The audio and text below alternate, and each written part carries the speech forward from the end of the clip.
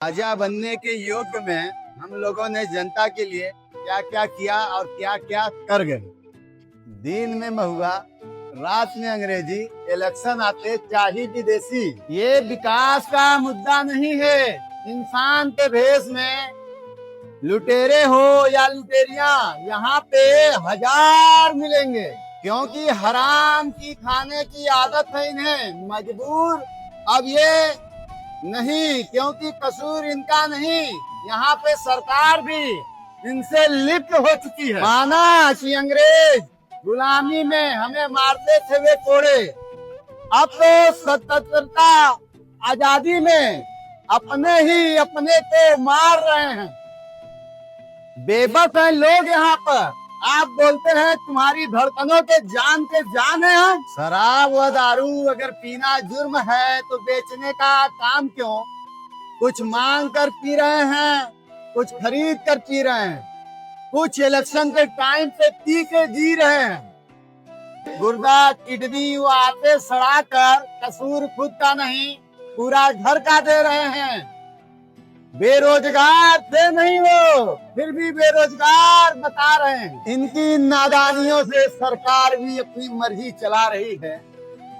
इनकी नादानियों से सरकार भी अपनी मर्जी चला रही है। कुछ बचे हैं तो वो भांग खा रहे हैं, साथ खुलेआम कुछ गांजा फूक रहे हैं। कुछ बचे हैं तो भांग खा रहे हैं, साथ खुलेआम गांजा फूक रहे हैं। जब हो जाए इन्हें तकलीफ तो पढ़े लिखे शिक्षित एसडीएम, डीएम, एसपी, टीचर, आला अधिकारी, राजनेता भी समाज को दिखावे के लिए खुलेआम उनके पैर दबा रहे हैं। अगर इनको इतनी ही हमदर्दी अगर जनता से है, सोचे और बड़े बच्चे को अच्छी शिक्षा स्वास्थ्य तो नहीं दिलवाते हो?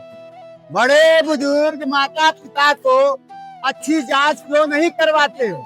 एक तरफ कोमलता का रूप लेकर उनको पाठ पढ़ाते हो, फिर अपने ही जाल में उनको क्यों आप फंसाते हो? बेटी बचाओ बेटी पढ़ाओ के नारे खूब लगवाते हो, जब बिटिया पढ़ने जाती है तो आंखें बंद कर लेते हो। अच्छी स्वास्थ्य चिकित्सा के नाम पे ये जनता को मूर्ख बनाते हैं। आयुष्मान कार्ड की योजना लेकर जनता के बीच आते हैं, लोगों को देकर खुद करोड़ों का लगा के चूना खाते हैं। लोगों को देकर लगा के चूना करोड़ों का खुद खा जाते हैं। तो गर्व से बोलते हैं कि हम भारतवासी हैं, भारत के रहने वाले हैं। व्यापार करना सिखाते हैं। के चिकित्सालय में सारी सुविधा होते हुए भी हम खुलेआम जनता को लाभ सुनाते हुए प्राइवेट में इलाज करने की राह दिखाते हैं। जनता भी उनकी बातों में आकर ताली थाली खूब बजाती है। जनता भी उनकी बातों में आकर ताली ताली खूब बजाती है। का लाभ बताकर 4 साल भूल जाते हैं, फिर आते ही ये इलेक्शन जनता के द्वार सर पे चढ़कर वो मडराते हैं। जनता फिर से चिल्लाती है नेताजी नेताजी। फिर सब नेताओं ने मिलकर ढूंढी जनता की कमजोरी। युवाओं के नाम पे खोला इन्होंने यूथ ब्रिगेड। चंद्र युवाओं को जोश देकर नेताजी सेल्फी खिंचवाते हैं। नेता लगा के स्टेटस गांव व समाज में खूब धूम मचाते हैं। वो भी बड़े शान से कहते हैं दबदबा था, दबदबा है, दबदबा रहेगा। जब हमने पता लगाकर घर पे उनके जाके हमने देखा है, फटी काट, फटा गमछा, बदन ढाके फटी चड्ढी, बीते हाल वो बतलाते हैं। सब जान के नेताजी खाली सेल्फी खिंचवाते हैं। सब जान के नेताजी खाली सेल्फी खिंचवाते हैं। फिर करके झूठा वादा अब की बार करके वो निकल जाते हैं।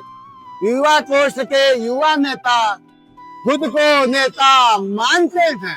नेताजी विदेश यात्रा के नाम पे अपने बच्चे को ले जाकर विदेश में अच्छी शिक्षा दिलवाते हैं, तब बोलते हैं नेताजी धर्म संकट में है, आओ मिलजुल कर नारा खूब लगाते हैं। साथ खिंचाए नेताजी के संग फोटो चिन्हित हो जाते हैं। हम सोचते हैं हमारा बेटा नेता बनकर आएगा, तब वे प्रशासन के लट खाते हैं। धाराओं से बूथ कर नोटिस घर को लेकर जब जाते हैं, देश सिपाही माँ भचक्के से वो डर कर वो घबराती है।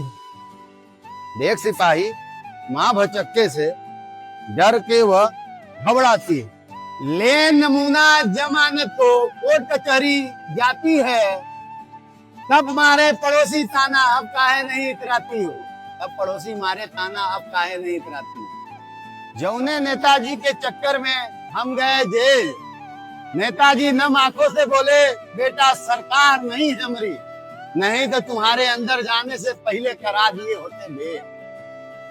निराश हुई माँ अब आस हो चुकी, बेटा के आने से पहले माँ दुनिया से जा बसी। बेटा के आने से पहले माँ दुनिया से जा बसी, तब जाके नेतागिरी से बेटा का गया भूत उतर। भारत देश है हमारा इतना अच्छा कि हर चीज की सारी सुविधा, हम खुद की लालच में गांव व प्रदेश व देश का बेड़ा गर्क कर रहे हैं। यहाँ पे हैं विभिन्न जाति के लोग जो मिलजुल कर रहते थे, आज धर्म के बंटवारे में खुद की लाश दिखाते हैं। खुद की मानवता का स्तर इतना नीचा गिराते हैं, पड़ोसी देश के तुलना में हम और नीचे गिर जाते हैं। सब शिक्षित पढ़े लिखे ये जानते हैं DM, SP, collector, master, IG, IPS, DIG, आला अधिकारी, राजनेता, ये सब पढ़े लिखे अच्छी तरह जानते हैं कि हमें गधे से कुछ नहीं मिलने वाला। गधे की राय और गधे के पीछे चलने पे सिवाय कुछ लत्ती के कुछ नहीं मिलने वाला। फिर भी उसे अपना मानकर उसको भोग लगाते हैं। माना कि मैं अनपढ़ हूँ, तुम पढ़े लिखे हो, सुनकर मेरी कविता को देखकर वीडियो भी तुम निंदा करते हो। माना कि तुम मुझसे मोहब्बत भी नहीं करते हो, लेकिन अगर चाहते हो देश का विकास तो मेरी वीडियो को देखकर भी तुम अपने हाथ में क्या ताकत नहीं कि तुम शेयर भी नहीं कर सकते हो।